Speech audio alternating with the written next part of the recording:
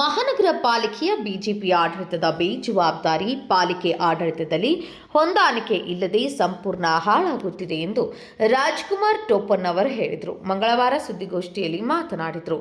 ಬೆಳಗಾವಿ ನಗರದಲ್ಲಿ CITIIS 2.0 ಯೋಜನೆ ಜಾರಿಗೆ ಬಂದರೆ ತ್ಯಾಜ್ಯ ನಿರ್ವಹಣೆಯಲ್ಲಿ ಕ್ರಾಂತಿಕಾರಿ ಬದಲಾವಣೆ ಸಾಧ್ಯವಾಗಲಿದೆ. ಕಸವನ್ನು ವೈಜ್ಞಾನಿಕವಾಗಿ ವಿಂಗಡಿಸಿ ಮರುಬಳಕೆ, ಕಾಂಪೋಸ್ಟ್ ಉತ್ಪಾದನೆ, ಸ್ವಚ್ಛತೆ ಸುಧಾರಣೆ ಹಾಗೂ ಹಸಿರು ಉದ್ಯೋಗಗಳ ಸೃಷ್ಟಿಗೆ ಈ ಯೋಜನೆ ಸಹಕಾರಿಯಾಗಲಿದೆ. ಪರಿಸರ ಸಂರಕ್ಷಣೆ, ಆರೋಗ್ಯ ಭದ್ರತೆ ಮತ್ತು ನಗರ ಸೌಂದರ್ಯ ವೃದ್ಧಿಗೆ ಇದು ಮಹತ್ವದ ಹೆಜ್ಜೆಯಾಗಿದೆ. ಆದರೆ ಯೋಜನೆ ಯಶಸ್ವಿಯಾಗಲು ನಗರ ಪಾಲಿಕೆ ತನ್ನ ಪಾಲಿನ ಅನುದಾನವನ್ನು ತಕ್ಷಣ ಬಿಡುಗಡೆ ಮಾಡಬೇಕು ಹಾಗೂ ಟೆಂಡರ್ ಪ್ರಕ್ರಿಯೆಯನ್ನು ವೇಗಗೊಳಿಸಬೇಕಿತ್ತು ಎಂದರು. ಕರ್ನಾಟಕದ 6 ಸ್ಮಾರ್ಟ್ ಸಿಟಿಗಳ ಪೈಕಿ ಬೆಳಗಾವಿ ನಗರಕ್ಕೆ ಮಾತ್ರ ಕೇಂದ್ರ ಸರ್ಕಾರ ಆಯ್ಕೆ ಮಾಡಿತ್ತು. CITIIS 2.0 ಈ ಯೋಜನೆಯಲ್ಲಿ ಕಸ ಘನತ್ಯಾಜ್ಯ ವಿಲೇವಾರಿಯಲ್ಲಿ ಹೊಸ ವ್ಯವಸ್ಥೆ ಮಾಡಿ ಬೆಳಗಾವಿ ಆಯ್ಕೆಯಾಗಿದ್ದು ಹೆಮ್ಮೆಯ ವಿಷಯ. ಆದರೆ ಮಹಾನಗರ ಪಾಲಿಕೆಯ ಕೌನ್ಸಿಲ್ ದುರಾಡಳಿತದಿಂದ ಬಂದಿರುವ ಯೋಜನೆಗೆ ಕೈತಪ್ಪುವ ಹೋಗುವ ಪರಿಸ್ಥಿತಿ ನಿರ್ಮಾಣವಾಗಿದೆ ಎಂದು ಆಪಾದಿಸಿದರು. CITIIS 2.0 138 ಕೋಟಿ ರೂಪಾಯಿ ಯೋಜನೆ ಇದೆ. ಇದಕ್ಕೆ ಬೆಳಗಾವಿ ನಗರ ಆಯ್ಕೆಯಾಗಿದೆ. ಇದರಲ್ಲಿ ಕೇಂದ್ರ ಹಾಗೂ ರಾಜ್ಯ ಸರ್ಕಾರ ತಲಾ 40% ಹಾಗೂ ಬೆಳಗಾವಿ ಪಾಲಿಕೆ 20% ಕೊಡಬೇಕು. ಈಗಾಗಲೇ ಪಾಲಿಕೆಯಿಂದಲೂ 20% ಕೊಡುವುದಾಗಿ ಠರಾವು ಪಾಸ್ ಮಾಡಲಾಗಿದೆ. ರಾಜ್ಯ ಸರ್ಕಾರ ಕೊಡಬೇಕಿದ್ದ 40% ಅನುದಾನ ಈಗಾಗಲೇ ಪಾಲಿಕೆಗೆ ಕೊಟ್ಟಿರುವ ಅನುದಾನ ಬಳಕೆ ಮಾಡಿಕೊಳ್ಳಬೇಕೆಂದು ಸೂಚಿಸಿದೆ. ಹಾಗಾಗಿ 131 ಕೋಟಿ ರೂಪಾಯಿ ಪೈಕಿ 81 ಕೋಟಿ ರೂಪಾಯಿ ಪಾಲಿಕೆಯ ಅನುದಾನ ಕೊಡ್ತಿದ್ರೆ ಯೋಜನೆ ವಾಪಸ್ ಹೋಗುತ್ತದೆ. ಹಣ ಹೊಂದಾಣಿಕೆ ಮಾಡಿ ಯೋಜನೆ ಪ್ರಾರಂಭಿಸುವುದು ಪಾಲಿಕೆ ಕೌನ್ಸಿಲ್ ಜವಾಬ್ದಾರಿ. ಆದರೆ 65 ಕೋಟಿ ತೆರಿಗೆ ಸಂಗ್ರಹ ಮಾಡಿ 60 ಕೋಟಿ ರೂಪಾಯಿ ಖರ್ಚು ಮಾಡಿದ್ದಾರೆ. ಇಂತಹ ಪರಿಸ್ಥಿತಿಯಲ್ಲಿ 81 ಕೋಟಿ ರೂಪಾಯಿ ಪಾಲಿಕೆ ಕೌನ್ಸಿಲ್ ಹೊಂದಾಣಿಕೆ ಮಾಡುತ್ತದೆ. ಈ ಯೋಜನೆ ಅನುಷ್ಠಾನಕ್ಕೆ ಬರುತ್ತದೆಯೋ ಅಥವಾ ಮರಳಿ ಹೋಗುತ್ತದೆಯೋ ಇದನ್ನು ಯಾವ ರೀತಿ ಪಾಲಿಕೆ ಕೌನ್ಸಿಲ್ ತೆಗೆದುಕೊಂಡಿದೆ ಎಂದು ಪ್ರಶ್ನಿಸಿದರು. ಪಾಲಿಕೆಗೆ ಬರಬೇಕಾದ ಆದಾಯ ಸುಧಾರಣೆ ಮಾಡಿಲ್ಲ. ಕಳೆದ ಮಾರ್ಚ್ 2022ರಿಂದ ಪಾಲಿಕೆಯ ಆದಾಯದಲ್ಲಿ ಕಡಿಮೆಯಾಗಿದೆ. ಬೆಳಗಾವಿ ಮಹಾನಗರ ಪಾಲಿಕೆಯ ವ್ಯಾಪ್ತಿಯಲ್ಲಿ 1,58,000 ಆಸ್ತಿಗಳಿವೆ. ಅದರಲ್ಲಿ 70% ಜನ ತೆರಿಗೆ ಕಟ್ತಾರೆ, 30% ಜನ ತೆರಿಗೆ ಕಟ್ಟುತ್ತಿಲ್ಲ ಎಂದು ದೂರಿದ್ದಾರೆ. ಮೊದಲು ತೆರಿಗೆ ತುಂಬುವವರಿಗೆ ಅಂದಿನ ಆಡಳಿತ ಪಕ್ಷ ಹಾಗೂ ಆಯುಕ್ತರು ಬೀದಿಗೆ ಇಳಿದು ತೆರಿಗೆ ಸಂಗ್ರಹ ಮಾಡುತ್ತಿದ್ದರು.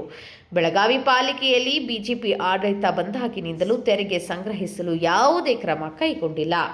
ನಗರದಲ್ಲಿರುವ ಪಾಲಿಕೆಯ ವಾಣಿಜ್ಯ ಮಳಿಗೆಗಳ ಅವಧಿ ಕಳೆದ ಮಾರ್ಚ್ 2022ಕ್ಕೆ ಮುಗಿದಿವೆ. ಹೊಸ ಆಕ್ಷನ್ ಮಾಡಿಲ್ಲ. ಇದ್ದ ವಾಣಿಜ್ಯ ಮಳಿಗೆ ಹಾಗೆ ನಡೆದಿವೆ. ಇದರಿಂದ ಪಾಲಿಕೆಗೆ ಲಕ್ಷಾಂತರ ರೂಪಾಯಿ ತೆರಿಗೆ ವಂಚನೆಯಾಗುತ್ತಿದೆ. ಒಂದು ಕಡೆ ಪಾಲಿಕೆಯ ಆದಾಯ ಹೆಚ್ಚಾಗಿಲ್ಲ, ಪಾಲಿಕೆಯಲ್ಲಿ ಸದಸ್ಯರ ಅನಾವಶ್ಯಕ ಖರ್ಚು ವೆಚ್ಚ ಹೆಚ್ಚಾಗಿವೆ ಎಂದು ಆರೋಪಿಸಿದ್ದಾರೆ. ಇಷ್ಟೊಂದು ದೊಡ್ಡ ಯೋಜನೆಯನ್ನು ಕೈತಪ್ಪಿ ಹೋಗುವ ಪರಿಸ್ಥಿತಿ ನಿರ್ಮಾಣವಾಗಿದ್ದರೂ ಬೆಳಗಾವಿ ಸಂಸದ ಜಗದೀಶ್ ಶೆಟ್ಟರ್ ಹಾಗೂ ಸ್ಥಳೀಯ ಬಿಜೆಪಿ ನಾಯಕರು ಯಾವ ಕ್ರಮ ಕೈಗೊಂಡಿದ್ದಾರೆ ಎನ್ನುವುದನ್ನು ಜನರಿಗೆ ತಿಳಿಸಬೇಕು ಎಂದಿದ್ದಾರೆ. ಪಾಲಿಕೆ ಕೌನ್ಸಿಲ್ನಲ್ಲಿ ವಿಪಕ್ಷ ಕಾಂಗ್ರೆಸ್ ಸದಸ್ಯರು ಕಟ್ಟುನಿಟ್ಟಿನ ಹೋರಾಟ ಮಾಡುತ್ತಿಲ್ಲ. ಈ ಆಸ್ತಿ ವಿಚಾರದಲ್ಲಿ ಎಲ್ಲರೂ ಸೇರಿಕೊಂಡು ಸಾರ್ವಜನಿಕರು ಹಾಗೂ ಪಾಲಿಕೆಯನ್ನು ಲೂಟಿ ಹೊಡೆಯುತ್ತಿದ್ದಾರೆ ಎಂದು ಆರೋಪಿಸಿದರು. ಸಾಮಾಜಿಕ ಕಾರ್ಯಕರ್ತ ಸುಜಿತ್ ಮೊಳಗುಂದ್ ಮಾತನಾಡಿ, ಕಳೆದ 2023ರಿಂದ 2026ರವರೆಗೆ ಪಾಲಿಕೆಯಿಂದ ಎಷ್ಟು ಯೋಜನೆಗಳನ್ನು ಜಾರಿಗೊಳಿಸಿದೆ ಎನ್ನುವುದನ್ನು ಸದಸ್ಯರು ಸ್ಪಷ್ಟಪಡಿಸಬೇಕು ಎಂದರು. 40% ಕೊಡಬೇಕು, ರಾಜ್ಯ ಸರ್ಕಾರ 40% ಕೊಡಬೇಕು ಮತ್ತು ಮಹಾನಗರ ಪಾಲಿಕೆದವರು 20% ಕೊಡಬೇಕು. ಇದರದ್ದು ಇಂಪ್ಲಿಮೆಂಟೇಷನ್ ಏನಿದೆ ಬೆಳಗಾವಿ ಸ್ಮಾರ್ಟ್ ಸಿಟಿ ಆಗಿದೆ. ಖರೆ ಈ ಪ್ರಾಜೆಕ್ಟ್ ಇಂಪ್ಲಿಮೆಂಟ್ ಆದಮೇಲೆ ಇದು ಪೂರಾ ಮೇಂಟೆನೆನ್ಸ್ ಮಾಡೋದು ಇದು ಕಾರ್ಪೊರೇಷನ್ ಆಸ್ತಿ. ಆಮೇಲೆ ಕಾರ್ಪೊರೇಷನ್ ಅವರ ಮೇಂಟೈನ್ ಮಾಡೋದಾಗಿತ್ತು. ಇವತ್ತು ಸಿಟೀಸ್ 2.0 ನೀವು ಕೆಲವು ಜನ ಕೇಳ್ಬೋದು, ಏನು ಸಿಟೀಸ್ 2.0 ಬೆಳಗಾವಿ ಭಾರತ ಸರ್ಕಾರದ ಏನು ಸ್ಮಾರ್ಟ್ ಸಿಟೀಸ್ ಮಿಷನ್ ಇದು 2ನೇ ಹಂತದ ಒಂದು ಪ್ರೋಗ್ರಾಮು. ಇದ್ರ ಮೊದಲು ಯಾವ ರೀತಿ ಅವರು 100 ಸ್ಮಾರ್ಟ್ ಸಿಟಿಗಳು ಆಯ್ಕೆ ಮಾಡಿದ್ರು. ಖರೆ 2ನೇ ಹಂತದಲ್ಲಿ ಭಾಳ ಕಡಿಮೆ ಕೆಲವು ಸ್ಮಾರ್ಟ್ ಸಿಟಿಗಳು ಕಾಂಪಿಟೇಷನ್ ಮತ್ತು ಪ್ರಪೋಸಲ್ ಕೊಟ್ಟಿದ್ದ ಆಧಾರ ಮೇಲೆ ಆಯ್ಕೆ ಮಾಡಿದ್ದಾರೆ. ಅದಕ್ಕೆ ನಮಗೆ ಕರ್ನಾಟಕದಾಗ ಬೆಳಗಾವಿ ಮಾತ್ರ ಸೆಲೆಕ್ಟ್ ಆಗಿತ್ತು. ಇದೊಂದು ದೊಡ್ಡ ನಮಗೆ ಹೆಮ್ಮೆಯ ವಿಷಯ, ಇದ್ರದ್ದು ಹೆಮ್ಮೆ ಬಿಡಬೇಕು. ಆದರೆ ದುರ್ಭಾಗ್ಯ ಮಾತಂದ್ರೆ ಇವತ್ತು BJP ಆಡಳಿತ ಏನು ಕೌನ್ಸಿಲ್ ಇದೆ, ಇದ್ರ ಏನು ಷರತ್ತುಗಳು ಆ ಷರತ್ತು ಪೂರೈಸುವ ಸಂಬಂಧ ಕಂಪ್ಲೀಟ್ಲಿ ಫೇಲ್ ಆಗಿದ್ದಾರೆ. ಸಿಟೀಸ್ 2.0 ಏನಂತ ನೀವು ಕೇಳ್ಬೋದು.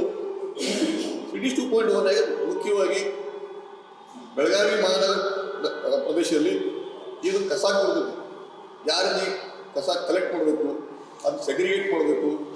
ಆಮೇಲೆ ಕಸ ಸೆಗ್ರಿಗೇಷನ್ ಸಂಬಂಧ ಏನು ಟೆಕ್ನಾಲಜಿಗಳಿದಾವೆ, ಕಸ ಟ್ರಾನ್ಸ್ಪೋರ್ಟ್ ಮಾಡೋ ಸಂಬಂಧ ವೆಹಿಕಲ್ಸ್ಗಳು, ಆಮೇಲೆ ಬ್ರಿಡ್ಜ್ಗಳು, ಹೊಸ ಹೊಸ ಟೆಕ್ನಾಲಜಿ.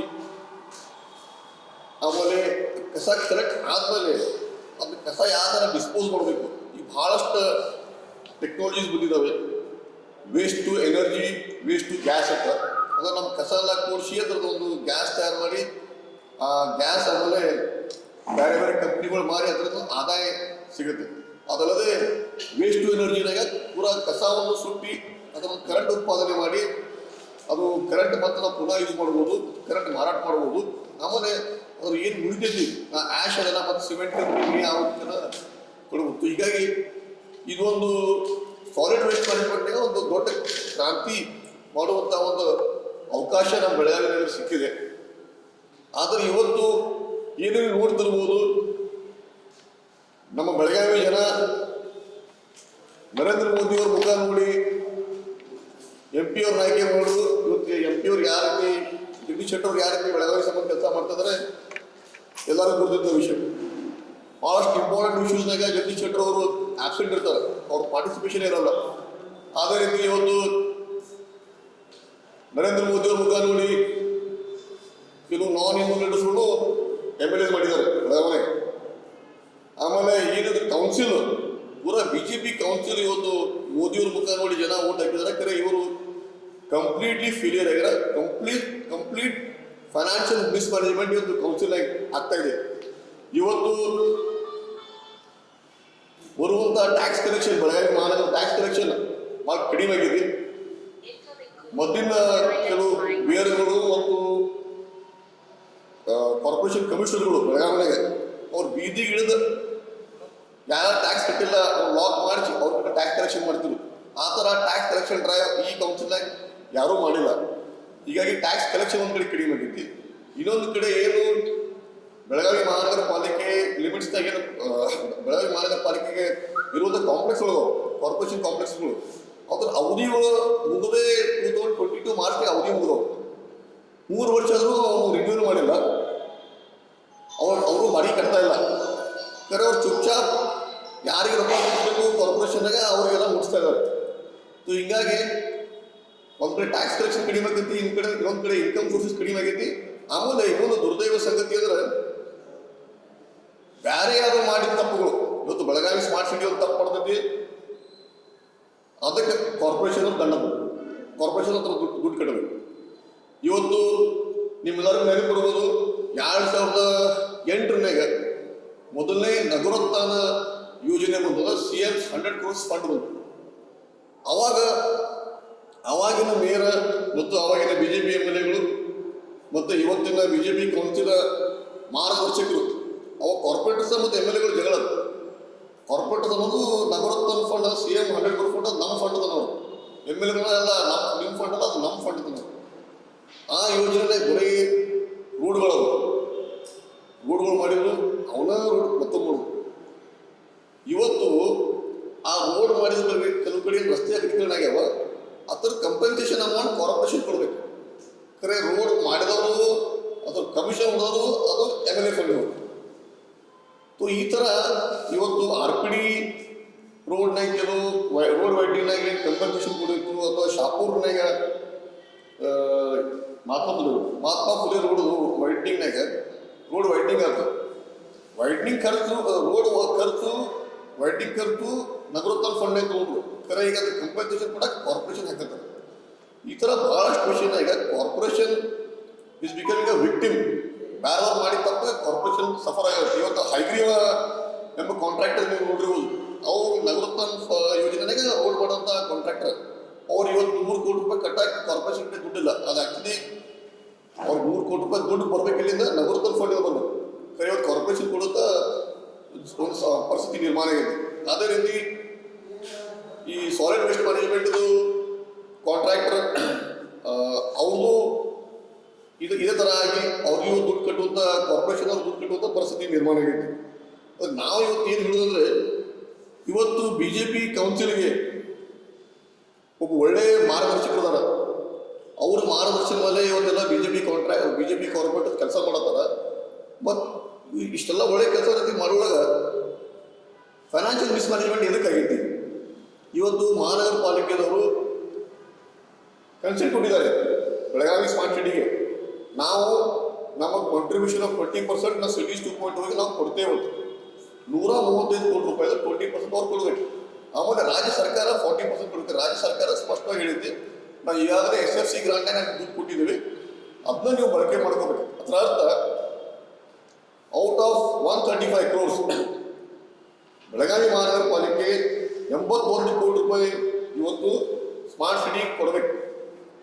ಖರೆ ಇವತ್ತು ಅವ್ರು ಕೊಡುವಂಥ ಅವ್ರ ಕಡೆ ದುಡ್ಡೇ ಇಲ್ಲ. ಇವತ್ತು ನಾನು ಮಹಾನಗರ ಪಾಲಿಕೆ ಮೇಯರಿಗೆ ಮತ್ತು ಕಾರ್ಪೊರೇಟರ್ಸ್ಗೆ ಮತ್ತು ಅವ್ರ ಮಾರ್ಗದರ್ಶಕರಿಗೆ ನಾವು ಪ್ರಶ್ನೆ ಮಾಡ್ತೇವೆ, ನೀವು ಇವತ್ತು ಕನ್ಸೆಂಟ್ ಕೊಟ್ಟಿರಿ ಸ್ಮಾರ್ಟ್ ಸಿಟಿ ಅವ್ರು ಚಾಲೂ ಮಾಡಿರ್ತಾರೆ, ಇನ್ನೂವರೆಗೆ ನೀವು ದುಡ್ಡು ಕಟ್ಟಿರೋ ಇಲ್ಲೋ? ದುಡ್ಡು ಕಟ್ಟಿಲ್ಲದ ಎದಕ್ಕೆ ಯಾಕೆ ಕಾರಣಕ್ಕಾಗಿ ಕಟ್ಟಿಲ್ಲ? ಆಮೇಲೆ ಇದ್ರ ಬಗ್ಗೆ ಈಗಾಗಲೇ ನಗರಾಭಿವೃದ್ಧಿ ಇಲಾಖೆದವರು ಭಾಳಷ್ಟು ಅವರಿಗೆ ಕನ್ಸೆಷನ್ ಕೊಡತ್ತಾರ, ಫ್ಲೆಕ್ಸಿಬಿಲಿಟಿ ಕೊಡತ್ತಾರ. ಆಯ್ತು ನಿಮ್ಗೆ ಅಷ್ಟು ಅಮೌಂಟ್ ಒಮ್ಮೆ ಕಟ್ಟಕ್ಕಾಗಿರೋದು ಸ್ಟಾರ್ಟಿಂಗ್ ಒಂದು 7 ಕೋಟಿ ರೂಪಾಯಿ ಕಟ್ಟಿರಿ, ಹಂತವಾಗಿ ಕಟ್ಟರು. ಇದೀಗ ಕನ್ಸೆಂಟ್ ಕೊಟ್ಟೆ 1 ವರ್ಷ ಮೇಲೆ ಅದು. ಈ ಮಾರ್ಚ್ ಒಳಗೆ ಇವ್ರು ಏನ್ರಿ ಆ್ಯಕ್ಷನ್ ತಗೋಲಿಲ್ಲ ಅಂದ್ರೆ ಇದು ಬರುವಂಥ ದುಡ್ಡು ವಾಪಸ್ ಹೋಗಿಬಿಡ್ತಿತ್ತು. ಒಂದು ಒಳ್ಳೆ ಬೆಳಗಾವಿಗೆ ಬರುವಂಥ ಒಂದು ಯೋಜನೆ ವಾಪಸ್ ಹೋಗುವಂಥ ಪರಿಸ್ಥಿತಿ ನಿರ್ಮಾಣ ಆಗೈತಿ. ಅದಕ್ಕೆ ಜನಕ್ಕೆ ಇವತ್ತು ಗುರುತಾಗಬೇಕು.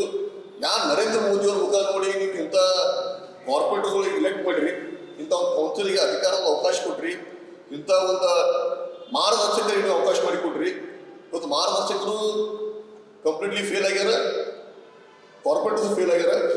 ಅದು ಕಾರ್ಪೊರೇಟರ್ಸ್ ಏನು ಮಾಡತ್ತಾರ ಅಂದ್ರೆ ಈ ಬರೇ ಇದ್ರ ನಾನು ಕಾಂಗ್ರೆಸ್ ಅವರು ಬರ್ತಾರೋ BJP ಅವರು ಬರ್ತಾರೋ ಈ ಖಾತಾ ಆಮೇಲೆ ಈ ಆಸ್ತಿ ವಿಷಯ ಸಂಬಂಧಪಟ್ಟಂಗ ಇವತ್ತು ಸರ್ಕಾರ ಅದು ಸಿಟಿಜನ್ ಪೋರ್ಟಲ್ ಮುಖಾಂತರ ಮಾಡಿ ಸಾರ್ವಜನಿಕ ಡೈರೆಕ್ಟ್ಲಿ ಆನ್ಲೈನ್ ಅಪ್ಲೈ ಮಾಡಿಕೊಂಡು ಅದು ಈ ರಿಜಿಸ್ಟ್ರೇಷನ್ ಆಫ್ ಪ್ರಾಪರ್ಟೀಸ್ ಮಾಡ್ಕೋಬಹುದು.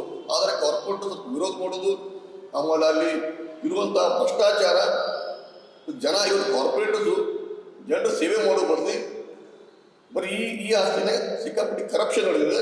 ಆಮೇಲೆ ಇವತ್ತು ಬೆಳಗಾವಿ ಜನ ಜಾಗೃತ ಆಗಬೇಕು. ಯಾಕಂದರೆ ಬರುವಂಥ ಏನು ಸಿಟೀಸ್ 2.0 ಪ್ರಾಜೆಕ್ಟ್ ಮಾರ್ಚ್ ಒಳಗೆ ಕಾಂಟ್ರಿಬ್ಯೂಟ್ ಮಾಡಿಲ್ಲ ಅಂದರೆ ಪ್ರಾಜೆಕ್ಟ್ ವಾಪಸ್ ಹೋಗ್ತೈತಿ.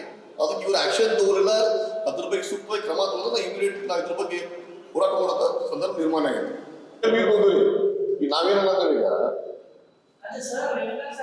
ಅಲ್ಲ ಎರಡು ಕರೆಕ್ಟ್ ಅವರು ನಾ ಹೇಳ್ಬೇಕು. ಆಕ್ಚುಲಿ ಏನಾಗಿದೆ ಈಗ ಕೆಲವು ತಿಂಗಳಿಂದ ಹಿಡಕಲ್ ಜಲಾಶಯದ ಹುಬ್ಳಿದೊಳಗೆ ಕೈಗಾರಿಕೆ ಪ್ರದರ್ಶನ ನೀರು ತಗೊಂಡ್ರಿ, ಅದ್ರ ಬಗ್ಗೆ ಹೋರಾಡೋದು ಕೆಲವು ಸ್ಟಾಪ್ ಮಾಡ್ರು, ಮತ್ತೆ ಅದು ಕಂಟಿನ್ಯೂ ಆಗಿ ಈಗ ಹೊಸ ಲೇಟೆಸ್ಟ್ ಡೆವಲಪ್ಮೆಂಟ್ ಏನಂದ್ರೆ ಸ್ವತಃ ಬಸವರಾಜ್ ಬೈರತಿಯವರು ಕರ್ನಾಟಕ ಸರ್ಕಾರದ ಅರ್ಬನ್ ಡೆವಲಪ್ಮೆಂಟ್ ಮಿನಿಸ್ಟರ್ ಒಂದು ಸ್ಟೇಟ್ಮೆಂಟ್ ಇದ್ದಾರೆ. ಅವರು ಹುಬ್ಳಿದವರ ಕುಡಿಯುವ ನೀರಿನ ಸಂಬಂಧ ರೇಣುಕಾ ಸಾಗರದಿಂದ 42 ಮಿಲಿಯನ್ ಲೀಟರ್ಸ್ ಪರ್ ಡೇ ನೀರು ತೊಗೊಂಡು ಹೋಗ್ತಾರೆ. ನಾವೇನಾಗ್ತೀವಿ ಇವತ್ತು ಖಾನಾಪುರ ಇರ್ಬೋದು, ಬೈಲೊಂಗಲು, ಕಿತ್ತೂರು, ಸೌದತ್ತಿ, ರಾಮದುರ್ಗ ಅಲ್ಲಿ ಲೈಫ್ ಲೈನ್ ಇರೋದು ಮಲಪ್ರಭಾ ನದಿ. ಇವತ್ತು ಖಾನಾಪುರ ತಾಲೂಕಿನಾಗ ಅದು ಮಲಪ್ರಭಾ ನದಿಯ ಉಗಮ ಸ್ಥಾನ. ಅಲ್ಲೇ ಇನ್ನೂವರೆಗೆ ಕುಡಿಯುವ ನೀರಿನ ವ್ಯವಸ್ಥೆ ಇಲ್ಲ. ಎಷ್ಟೋ ಕಡೆ ಬರೇ ಪ್ಲಾನಿಂಗ್ನಾಗ ಅದಾವ ನೀರಾವರಿ ಇಲಾಖೆ ನೀರಾವರಿ ಯೋಜನೆಗಳು ಮತ್ತು ಕುಡಿಯುವ ನೀರಿನ ಯೋಜನೆಗಳು. ಈಗಾಗಲೇ ಲಾಸ್ಟ್ ಸೆಷನ್ನಾಗ ಖಾನಾಪುರ ಮೇಲೆ ಹಲ್ಗೇಕರ್ ಸಾಹೇಬರು ಅದ್ರ ಬಗ್ಗೆ ಮಾತಾಡಿದ್ದಾರೆ. ನಮ್ಮ ಜಿಲ್ಲೆನಾಗ ಏನು ಬಹಳಷ್ಟು ಕಡೆ ಕುಡಿಯುವ ನೀರಿನ ವಿಷಯ ಇರ್ಬೋದು. ಬೈಲಹೊಂಗಲ ತಾಲೂಕಿನಾಗ ಸಮಸ್ಯೆ ಇದೆ. ಬೈಲಹೊಂಗಲ ತಾಲೂಕಿನಾಗೂ ಲೆಫ್ಟ್ ಬ್ಯಾಂಕ್ ಮಲಪ್ರಭಾದ ಹಳಿ ಇನ್ನೂ ಯೋಜನೆ ಬರೀ ಪ್ಲಾನಿಂಗ್ನಾಗ ಇನ್ನೂ ಇಂಪ್ಲಿಮೆಂಟ್ ಆಗಿಲ್ಲ ಇರಿಗೇಷನ್ ಪ್ರಾಜೆಕ್ಟ್ಸ್. ನಾವು ನಮ್ಮಲ್ಲಿ ಇರುವಂಥ ಈ 4 ತಾಲೂಕಿನಾಗ ನಮ್ಗೆ ನೀರಾವರಿಗಾಗಲಿ ಕುಡಿಯೋಕ್ಕಾಗಲಿ ನೀರು ಸಿಗ್ತಲ್ಲ. ಆಮೇಲೆ ನಮ್ಮ ಬೆಳಗಾವಿನಾಗ ಬಹುತೇಕ ಕೈಗಾರಿಕಾ ಪ್ರದೇಶಗಳನ್ನಾಗ ನೀರಿನ ವ್ಯವಸ್ಥೆ ಇಲ್ಲ. ಪಾಪ ಟ್ಯಾಂಕರಿಂದ ತಂದು ಬಾಡಿಗೆ ಮಾಡಿ ಟ್ಯಾಂಕರ್ ತಂದು ನೀರಿನ ಟ್ಯಾಂಕರ್ ತಂದು ಯೂಸ್ ಮಾಡೋದು. ಆಮೇಲೆ ಕರ್ನಾಟಕನಾಗ ಬೆಂಗಳೂರು ಬಿಟ್ಟರೆ ಸೆಕೆಂಡ್ ಹೈಯೆಸ್ಟ್ GST ಕಲೆಕ್ಷನ್ ಆಗೋದು ಬೆಳಗಾವಿ ಜಿಲ್ಲೆಯಿಂದ, ಅಂದರೆ ಬೆಳಗಾವಿ ಕೈಗಾರಿಕಾ ಪ್ರದೇಶಗಳಿಂದ. ಇಂಥ ಒಂದು ಪರಿಸ್ಥಿತಿ ಇದ್ದಾಗ ಇವತ್ತು ಹುಬ್ಳಿ ಧಾರವಾಡಕ್ಕೆ ಇವರು ಕುಡಿಯೋ ನೀರಿನ ಸಪ್ಲೈ ಮತ್ತೆ ಈಗಾಗಲೇ ರೇಣುಕಾ ಸಾಗರದ ಮಧ್ಯದ ನೀರು ತಗೊಂಡ್ರೆ ಕುಡಿಸಬಹುದು ಮತ್ತು ಅದರ ಮೇಜರ್ ಅಮೌಂಟ್ ಹೋಗುವುದು ಧಾರವಾಡದ ಕೈಗಾರಿಕೆ ಪ್ರದೇಶಗಳೇ ಮುಖ್ಯವಾಗಿ ಕುಕಕುಲ ಪೆಪ್ಸಿ ಪ್ಲಾಂಟ್ ಇದ್ದಾರೆ ನೆಕ್ಟರ್ ಬ್ಯೂರೇಜ್ ಸಿಕ್ಕಾಪಡಿ ಯೂಸ್ ಮಾಡ್ತಾರೆ. ಈ ಕುಡಿಯೋ ನೀರಿನ ನೆನಪದ ಮೇಲೆ ಧಾರವಾಡದ ಕೈಗಾರಿಕೆ ಪ್ರದೇಶಗಳಿಗೆ ಇವರು ಮತ್ತು 42 million litres per day Renuka ಸಾಗರದಿಂದ ಒಯ್ತಾರೆ. ಇದ್ರ ಬಗ್ಗೆ ನಾವು ಜನ ಕಪ್ಪು ಕೊಡ್ತಂದ್ರೆ ನಮ್ಮಂತ ಮೂರ್ಖರು ಯಾರು ಇಲ್ಲ. ಇಲ್ಲ ಇದ್ರ ಬಗ್ಗೆ ಮಾತಾಡಬಹುದು. ಇದು ಸ್ವಲ್ಪ ಸೆನ್ಸಿಟಿವ್ ಇಶ್ಯೂ ಐತಿ. ಇವತ್ತು ಧಾರವಾಡ ಕೈಗಾರಿಕೆ ಪ್ರದೇಶಗಳು ನಮ್ಮ ಜಿಲ್ಲೆಯಲ್ಲಿ ಇರುವಂತ ಎಲ್ಲಾ ಸೌಕರ್ಯಗಳು ತಗೊಂಡ್ರೆ ರಿಸೋರ್ಸಸ್ ತಗೊಂಡ್ರೆ ನಾವೇನ್ ಮಾಡ್ಬೇಕು? ನಮ್ಮ ಕೈಗಾರಿಕೆ ಪ್ರದೇಶಗಳು ಏನ್ ಮಾಡ್ಬೇಕು? ನಮ್ಮ ರೈತರು ಏನ್ ಮಾಡ್ಬೇಕು? ನಮ್ಮ ವಾಸ್ಟ್ ಹಳ್ಳಿಗಳನ್ನ ಇವತ್ತು ಕುಡಿಯೋ ನೀರು ಊರಿಗೆ ಪೂರೈಕೆ ಆಗಿಲ್ಲ. ಇದು ಬಹಳ ಸೆನ್ಸಿಟಿವ್ ಇಶ್ಯೂ ಐತಿ. ಆಮೇಲೆ ಇದ್ರ ಬಗ್ಗೆ ಎಲ್ಲಾ ಸಂಘಟನೆಗಳು ಹೇಳಬೇಕು. ಯಾಕಂದ್ರೆ ನಮಗೆ ಬರುವಂತ ನೀರು ಅವ್ರು ತಗೊಂಡು ನಮ್ಮ ಜನ ಏನ್ ಮಾಡ್ಬೇಕು? ಅದು ಜನ ಇವತ್ತು ಕಪ್ಪು ಅಂತಾರೆ, ಅದು ಆಶ್ಚರ್ಯ ಪಡುವಂತ ವಿಷಯ. ಯಾಕಂದ್ರೆ ಜನಕ್ಕೆ ಬೇಡಾಗಿತ್ತು ಅದ್ರ ಬಗ್ಗೆ ವಿಚಾರ ಮಾಡ್ಬೇಕು. ಯಾಕಂದ್ರೆ ಇವತ್ತು ನಾವು ಮಾಧ್ಯಮದವ್ರು ನಾವು ರಿಕ್ವೆಸ್ಟ್ ಮಾಡ್ಕೊತೀವಿ. ಯಾಕಂದ್ರೆ ಇದ್ರ ಬಗ್ಗೆ ನೀವು ಕವರೇಜ್ ಕೊಡ್ಲಂದ್ರೆ ನಮಗೆ ಬರುವಂತ ಎಲ್ಲ ಈಗಾಗಲೇ ನೋಡೋದು ಬಹಳಷ್ಟು ಇಂಪಾರ್ಟೆಂಟ್ ಪ್ರೊಟೆಕ್ಟ್ಸ್ ಎಲ್ಲ ಹೋಗಿದಾಡಬೇಕು. ಈ ನೀರು ಇಲ್ಲಿಂದ ತಗೊಂಡು ಅಲ್ಲೇ ಕೊಡಕ್ಕೆ ನಮ್ಮ ನಾವೇ ನೋಡಬೇಕು. ಇದೊಂದು ವಿಚಿತ್ರ ಒಂದು ಸಮಸ್ಯೆ. ಜನ ಇದ್ರ ಬಗ್ಗೆ ಹೇಳಬೇಕು. ಜನ ಇದ್ರ ಬಗ್ಗೆ ಇದು ಮಾಡ್ತಾರೆ.